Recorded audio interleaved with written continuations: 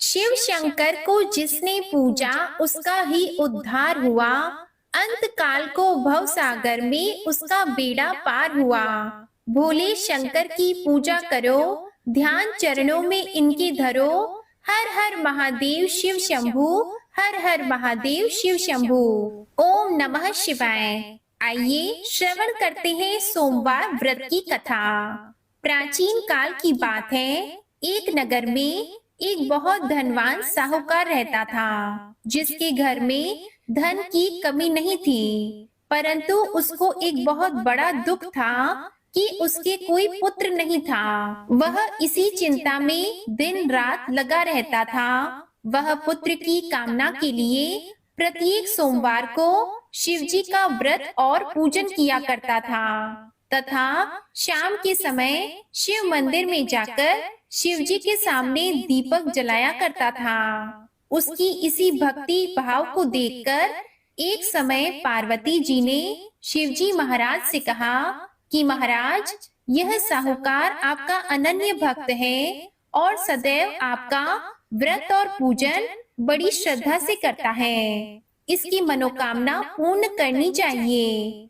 तब शिवजी ने कहा, हे पार्वती, यह संसार कर्म क्षेत्र है। जैसे किसान खेत में जैसा बीज बोता है वैसा ही फल काटता है, उसी तरह इस संसार में जैसा कर्म करते हैं वैसा ही फल भोगते हैं। पार्वती जी ने अत्यंत आग्रह से कहा, महाराज, जब यह आपका अनन्य भक्त है और इसको अगर किसी प्रकार का दुख है तो उसको अवश्य दूर करना चाहिए, क्योंकि आप सदैव अपने भक्तों पर दयालु होते हैं और उनके दुखों को दूर करते हैं। यदि आप ऐसा नहीं करेंगे तो मनुष्य आपकी सेवा और व्रत क्यों करेंगे? पार्वती जी का ऐसा आग्रह देखकर शिवजी महाराज कहने लगे, हे पार्वती, इसके कोई पुत्र नहीं है। इसी चिंता में यह अति दुखी रहता है। इसके भाग्य में पुत्र ना होने पर भी इसको मैं पुत्र प्राप्ति का वर देता हूँ, परंतु यह पुत्र केवल 12 वर्ष तक जीवित रहेगा। इसके पश्चात वह मृत्यु को प्राप्त हो जाएगा। इससे अधिक मैं और इसके लिए कुछ नहीं कर सकता। यह सब बातें साहूकार सुन रहा था। इससे उसको ना तो कुछ प्रसन्नता हुई और ना ही कुछ दुख हुआ। वह पहले जैसा ही शिवजी महाराज का व्रत और पूजन करता रहा। कुछ काल व्यतीत हो जाने पर साहूकार की स्त्री गर्भवती हुई और 10वें महीने में उसके गर्भ से अति सुंदर पुत्र की प्राप्ति हुई। साहूकार के घर में बहुत खुशी मनाई गई, परंतु साहूकार ने उसकी केवल 12 वर्ष की आयु जानकर अधिक प्रसन्नता प्रकट नहीं की और न ही किसी को भेद बताया। जब वह बालक 11 वर्ष का हो गया तो उस बालक की माता ने उसके पिता से विवाह आदि के लिए कहा, तो वह साहूकार कहने लगा कि अभी मैं इसका विवाह नहीं करूंगा, अपने पुत्र को काशी जी पढ़ने के लिए भेजूंगा। फिर साहूकार ने अपने साले अर्थात बालक के मामा को बुलाकर उसको बहुत सा धन देकर कहा, तुम मेरे बालक को काशी जी पढ़ने के लिए ले जाओ और रास्ते में जिस स्थान पर भी जाओ यज्ञ और ब्राह्मणों को भोजन कराते जाओ। वह दोनों मामा भांजे यज्ञ करते और ब्राह्मणों को भोजन कराते जा रहे थे। रास्ते में उनको एक शहर पड़ा। उस शहर में राजा की कन्या का विवाह हो रहा था। दूसरे राजा का लड़का जो विवाह कराने के लिए बारात लेकर आया था, वह एक आंख से काना था। उसके माता पिता को इस बात को लेकर बड़ी चिंता थी कि कहीं वर को देखकर कन्या के माता पिता विवाह में किसी प्रकार की अड़चन पैदा न कर दें। इस कारण जब उसने अति सुंदर सेठ के लड़के को देखा तो मन में विचार किया कि क्यों न दरवाजे के समय इस लड़के से वर का काम चलाया जाए। ऐसा विचार कर वर के पिता ने उस लड़के और मामा से बात की तो वे राजी हो गए। फिर उस लड़के को वर के कपड़े पहनाकर तथा घोड़ी पर चढ़ाकर दरवाजे पर ले गए और सब कार्य प्रसन्नता से पूर्ण हो गया। फिर वर के पिता ने सोचा कि यदि विवाह कार्य भी इसी लड़के से करा लिया जाए तो क्या बुराई है। ऐसा विचार कर लड़के और उसके मामा से कहा, यदि आप फेरों का काम और कन्यादान के काम को भी करा दें तो आपकी बड़ी कृपा होगी और मैं इसके बदले में आपको बहुत सा धन दूंगा। तो उन्होंने स्वीकार कर लिया और विवाह कार्य भी बहुत अच्छी तरह से संपन्न हो गया। जिस समय लड़का जाने लगा तो उसने राजकुमारी की चुन्नी के पल्ले पर लिख दिया कि तेरा विवाह तो मेरे साथ हुआ है, परंतु जिस राजकुमार के साथ तुमको भेजेंगे वह एक आंख से काना है और मैं काशी जी पढ़ने जा रहा हूँ। लड़के के जाने के पश्चात उस राजकुमारी ने जब अपनी चुन्नी पर ऐसा लिखा हुआ पाया तो उसने राजकुमार के साथ आने से मना कर दिया और कहा कि वह मेरा पति नहीं है, मेरा विवाह इसके साथ नहीं हुआ है, वह तो काशी जी पढ़ने के लिए गया है। राजकुमारी के माता पिता ने अपनी कन्या को विदा नहीं किया और बारात वापस चली गई। उधर सेठ का लड़का और उसका मामा काशी जी पहुंच गए। वहां जाकर उन्होंने यज्ञ करना और लड़के ने पढ़ना शुरू कर दिया। जब लड़के की आयु 12 वर्ष की हो गई तो उस दिन उन्होंने यज्ञ रचा रखा था कि लड़के ने अपने मामा से कहा कि मामा जी आज मेरी तबीयत कुछ ठीक नहीं है। तब मामा ने कहा कि अंदर जाओ और सो जाओ। लड़का अंदर जाकर सो गया और थोड़ी देर में उसके प्राण निकल गए। जब उसके मामा ने आकर देखा कि वह मुर्दा पड़ा है तो उसको बड़ा दुख हुआ और उसने सोचा कि अगर मैं अभी रोना पीटना मचा दूंगा तो यज्ञ का कार्य अधूरा रह जाएगा। इसलिए उसने जल्दी से यज्ञ का कार्य समाप्त कर ब्राह्मणों के जाने के बाद रोना पीटना आरंभ किया। संयोगवश उसी समय शिवजी पार्वती जी उधर से जा रहे थे। जब उन्होंने जोर जोर से रोने की आवाज सुनी तो पार्वती जी कहने लगी कि महाराज कोई दुखिया रो रहा है, उसके कष्ट को दूर कीजिए। जब शिव पार्वती ने पास जाकर देखा तो वहाँ एक लड़का मुर्दा पड़ा था। पार्वती जी कहने लगी कि महाराज यह तो उसी सेठ का लड़का है जो आपके वरदान से हुआ था। हे महाराज इस बालक को और आयु दीजिए, नहीं तो इसके माता पिता तड़प तड़प कर मर जाएंगे। पार्वती जी के बार बार आग्रह करने पर शिवजी ने उसको जीवन वरदान दिया और शिवजी महाराज की कृपा से लड़का जीवित हो गया। शिवजी और पार्वती जी कैलाश पर्वत पर चले गए। तब वह लड़का और मामा उसी प्रकार यज्ञ करते तथा ब्राह्मणों को भोजन कराते हुए अपने घर की ओर चल पड़े। रास्ते में उसी शहर में आए जहां उसका विवाह हुआ था। वहां पर आकर उन्होंने यज्ञ आरंभ कर दिया तो उस लड़के के ससुर ने उसको पहचान लिया और अपने महल में ले जाकर उसकी बड़ी खातिर की। साथ ही बहुत से दास दासियों सहित आदर पूर्वक लड़की और जमाई को विदा किया। जब वह अपने शहर के निकट आए तो मामा ने कहा कि मैं पहले तुम्हारे घर जाकर खबर कर देता हूँ। जब उस लड़के के मामा घर पहुँचे तो लड़के के माता पिता घर की छत पर बैठे थे और यह प्रण कर रखा था कि यदि हमारा पुत्र सकुशल लौट आएगा तो हम राजी खुशी नीचे आ जाएंगे, नहीं तो छत से गिरकर अपने प्राण खो देंगे। इतने में उस लड़के के मामा ने आकर जब यह समाचार दिया कि आपका पुत्र आ गया है तो उनको विश्वास नहीं हुआ। उसके मामा ने शपथ पूर्वक कहा कि आपका पुत्र अपनी पत्नी के साथ बहुत सारा धन लेकर आया है।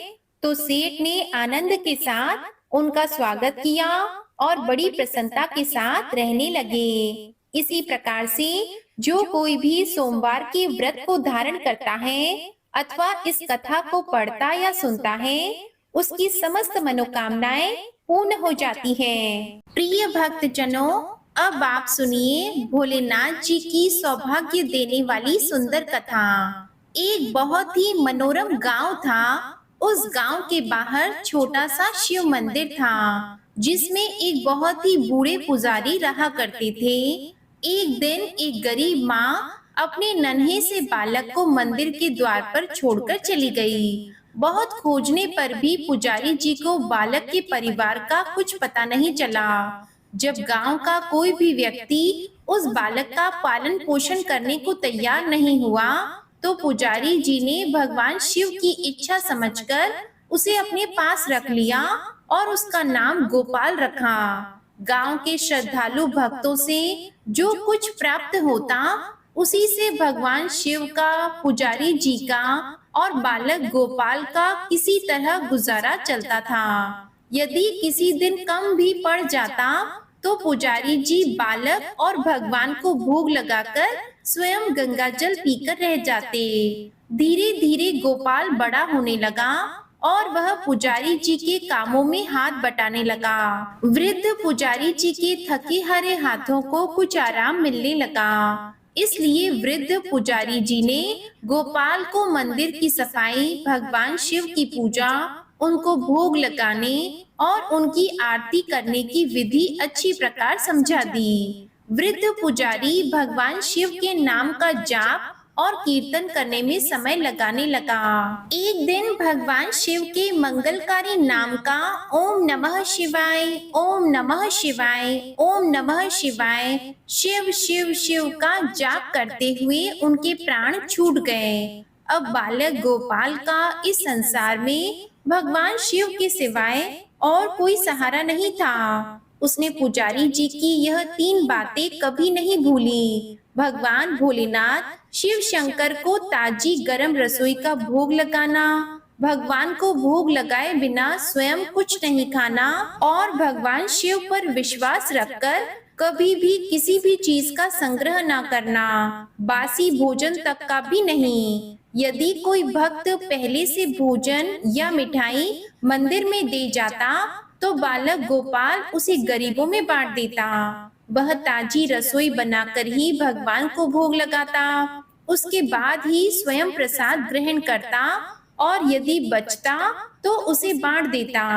यदि रसोई बनाने की सामग्री नहीं होती, तो गोपाल भोले बाबा को गंगा जल पिलाकर ही रह जाता। एक दिन बरसात का मौसम आया। 3-4 दिन तक मूसलाधार वर्षा होती रही और मंदिर में एक भी भक्त नहीं आया। गोपाल अपने भोले बाबा को गंगा जल का ही भोग लगाता रहा और बेचारा खुद उसी गंगा जल को पीकर रह जाता। अब देखिए, भगवान भोलेनाथ बालक की भक्ति और सहनशीलता की परीक्षा भी ले रहे थे, किंतु आखिर में अपने भक्त बालक को भूख से तड़पता देखकर उनसे रहा नहीं गया। और वहाँ माता पार्वती तो ममतामय ही है। भगवान भोलेनाथ सेठ के नौकर का रूप धारण करके हाथ में भोजन सामग्री की बहुत सारी पोटली लेकर वर्षा में भीगते हुए मंदिर के द्वार पर जा पहुँचे। उन्होंने आवाज लगाकर गोपाल को बुलाया और उसके हाथ में पोटली देते हुए बोली, सेठ जी ने यह कच्चा राशन भेजा है, इसे रसोई बनाओ और भोग लगाओ और स्वयं ही प्रसाद पाओ। मैं कल फिर आऊंगा। गोपाल ने आशीर्वाद देकर उन्हें विदा किया और सूखी गीली लकड़ियों से धुएं में गरम रसोई बनाकर भोले बाबा को भोजन कराया।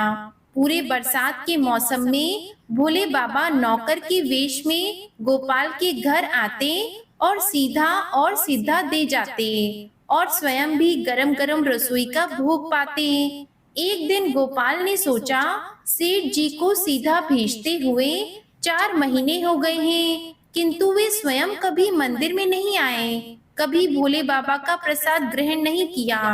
अगले दिन जब भोले बाबा नौकर के भेष में पोटली लेकर आए, तो वह भोला भगत गोपाल बोला, भाई, तुम्हारे इतने धर्मात्मा सेठ जी कभी स्वयं मंदिर में प्रसाद लेने नहीं आते, इस कारण मेरा हृदय अत्यंत ही दुखी हो रहा है।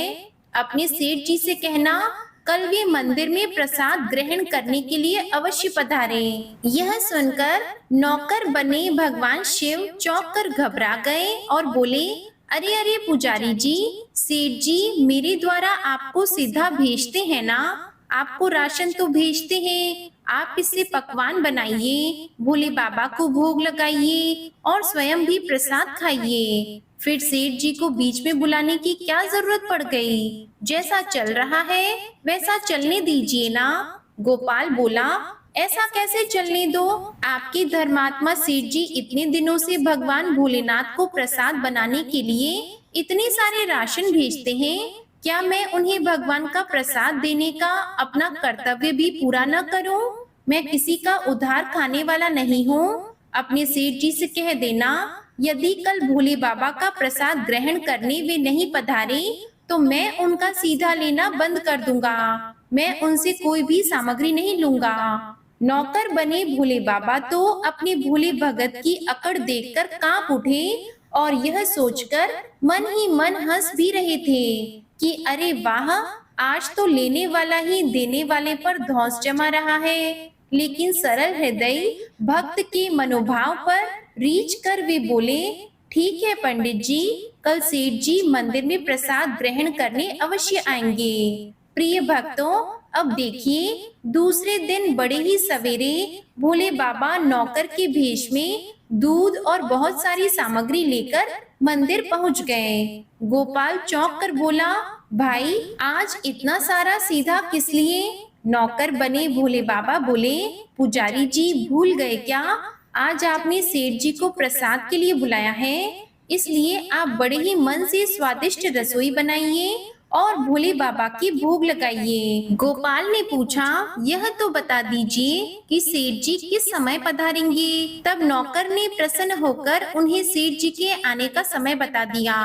अब भोला भगत की इच्छा पूर्ण करने के लिए भोलेनाथ कैलाश पर्वत पर सेठ जी का रूप धारण करने लगे। उधर अपने स्वामी को अपने प्यारे भक्त के यहाँ खाने पर जाने का समाचार सुनकर ममतामयी अन्नपूर्णा माँ पार्वती भी भला कैसे पीछे रह सकती थी। वे भी पति की आज्ञा लेकर सेठानी जी का रूप धारण करने में जुट गई। भोले बाबा ने अपने गले में मुंडों की माला उतार दी, शरीर पर लगी भस्म, कमर पर पहना हुआ बागंबर, बाहों और कानों में पहने सर्पों के हार भी उतार दिए। उन्होंने एक मखमल का सुंदर कुर्ता धारण किया, अपनी जटाएं सीधी करके गंगा और चंद्रमा को उसमें छिपा लिया, ऊपर से एक सुंदर सी रंग बिरंगी पगड़ी भी पहन ली। सदैव नंगे पैर विचरण करने वाले हमारे शिव जी आज अपने पैरों में रेशमी जूतियां धारण कर चुके थे। हाथ का त्रिशूल और डमरू भोले बाबा ने नंदी के हाथ में थमा दिया और अपने हाथ में एक सुंदर छड़ी लेकर पार्वती जी की प्रतीक्षा करने लगे और खूब ठाट बाट से कैलाश पर्वत पर चहलकदमी करने लगे। उधर पार्वती जी जुटी थी अपने श्रृंगार करने में, क्योंकि महिलाओं की आदत है ना, वैसे ही उन्होंने आज अपने पतिदेव के नगर में बनी सुंदर नगरी काशी से बनारसी साड़ी पहन ली, जिसका रंग सेठ जी के कुर्ते से बहुत ही मेल खा रहा था। उन्होंने सोने, चांदी, हीरे के जगमगाते हुए आभूषण धारण कर लिए, अपने हाथ में बहुत ही सुंदर बना हुआ धन का थैला थमा लिया और भोले बाबा के बार बार आवाज लगाने के बाद श्रृंगार कक्ष से बाहर आईं। जब पार्वती जी और शिव जी ने एक दूसरे को सेठ सेठानी के वेश में देखा तो वे चकित होकर एक दूसरे को निहारते ही रह गए। दोनों एक दूसरे को देखकर निहाल हो रहे थे, कभी एक दूसरे का ऐसा स्वरूप नहीं देखा था। जब भगवान गौरी शंकर सेठ सेठानी का रूप धारण करके कैलाश से अपने भक्त के यहाँ दावत उड़ाने चले तो गणेश जी, कार्तिकेय, भगवान नंदी जी, ऋषि मुनि, देवता, देवांगनाएं आए। उन्हें देखकर ठगी से रह गए। उनकी भी तो इच्छा थी, परंतु क्या करते, बुलावा तो सिर्फ सेठ जी और सेठानी जी रूपी भगवान शिव जी और माता पार्वती को था। सेठ बने शिव जी अपने हाथ में ली हुई छड़ी को बड़े ही मजे से घुमाते हुए पृथ्वी पर टहलते हुए चल पड़े और उनके पीछे पीछे माता पार्वती, उनके पाँव की पायल जो छन छन मधुर ध्वनि करती हुई मंदिर में प्रवेश करती हैं। अपना भोला भगत जो कि गोपाल आज बहुत ही सुबह उठकर सेठ जी के स्वागत में भांति भांति के पकवान बनाने में जुटा हुआ था। अपने भोले बाबा का भोग वह चलते फिरते तो बना लेता था, किंतु आज उसे कई महीनों से भगवान को भोग लगाने के लिए सीधा भेजने वाले सेठ जी को प्रसाद जो देना था, अतः आज उसने अपनी सारी पाक कला झोंक डाली। उसने सेठ जी द्वारा भेजे हुए चावल धोकर खीर बनाई, सेठ जी द्वारा भेजे हुए पिस्ते, बादाम, केसर, चिरौंजी, किशमिश डाली और साथ ही बड़े प्रेम से आटा गूंथकर लोइयां बनाकर उससे पूरियां बनाई। रसोई बनाकर भोला भगत पुनः स्नान करने चला गया ताकि स्वच्छ वस्त्र पहनकर भोले बाबा को भोग लगा सके और सेठ जी उसका प्रसाद पा सके। जब भोला भगत गोपाल स्नान करके लौटा तो देखा सेठ जी प्रसाद ग्रहण करने के लिए स्वयं तो आए ही हैं, संग में अपनी सेठानी जी को भी लाए हैं। दोनों का आदर सत्कार किया, उन्हें आसन देकर बैठाया और वह बोला, मैं अभी भगवान को भोग लगा कर आता हूँ, फिर आपको प्रसाद परोसूंगा।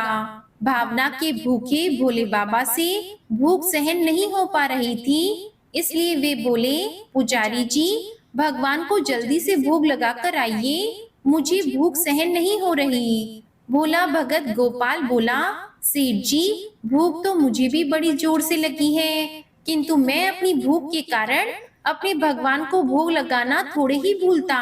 यदि दुनिया के सारे लोग इसी तरह अपनी भूख के लिए भगवान को भोग लगाना भूल जाएं, तो भगवान तो भूखे ही रह जाएंगे। सेठ जी बने हमारे भोले बाबा महादेव जी बोले, अच्छा ठीक है पुजारी जी, एक पत्तल उठा, इधर मैं पहले पत्तल बिछाता हूँ, मुझसे भूख तो सहन नहीं हो पा रही है और आप भगवान भोलेनाथ को भोग लगाकर आइए। गोपाल सेठ जी बने भोले बाबा को डांटते हुए बोला, सेठ जी भगवान के काम में ना तो जल्दबाजी चलती है और ना ही कंजूसी। मैं जब तक भगवान को भोग नहीं लगा लेता, आप रसोई के पास ही नहीं फटक सकते। आप चुपचाप इधर बैठ जाइए और ओम नमः शिवाय जपते रहिए। मैं अभी आता हूँ और आपको भरपेट भोजन कराता हूँ। सेठ बने शिवजी डांट खाकर चुपचाप अपने आसन पर जा बैठे। सेठानी बनी पार्वती जी उनकी यह दशा देखकर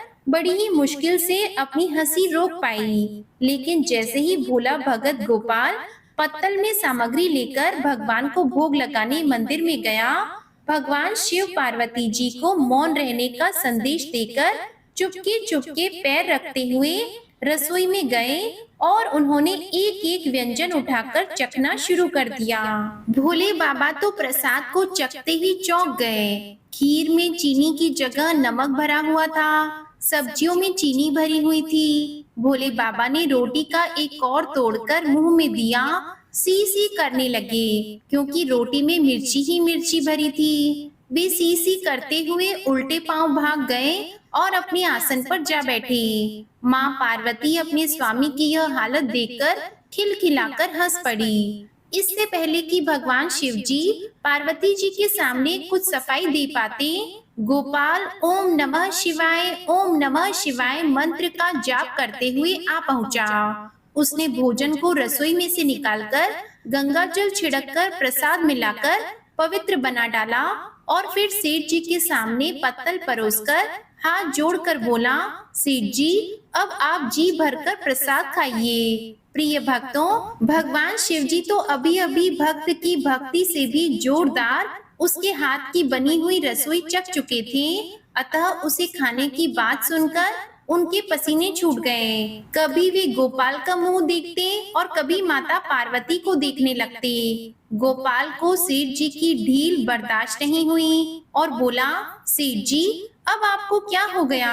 अभी अभी तो इतने उतावले थे, आपको भूख लगी थी, अब आप भोजन क्यों नहीं करते? अगर आप भोजन ग्रहण करेंगे तभी तो माताजी प्रसाद ग्रहण करेंगी और फिर मैं पाऊंगा। गोपाल की ललकार सुनकर भोले बाबा ने चुपचाप खीर का कुल्हड़ उठाया और सारी नमकीन खीर गटागट पी गए। कुल्हड़ खाली होने की देर थी कि भोला भगत गोपाल ने उसे झट से भर दिया।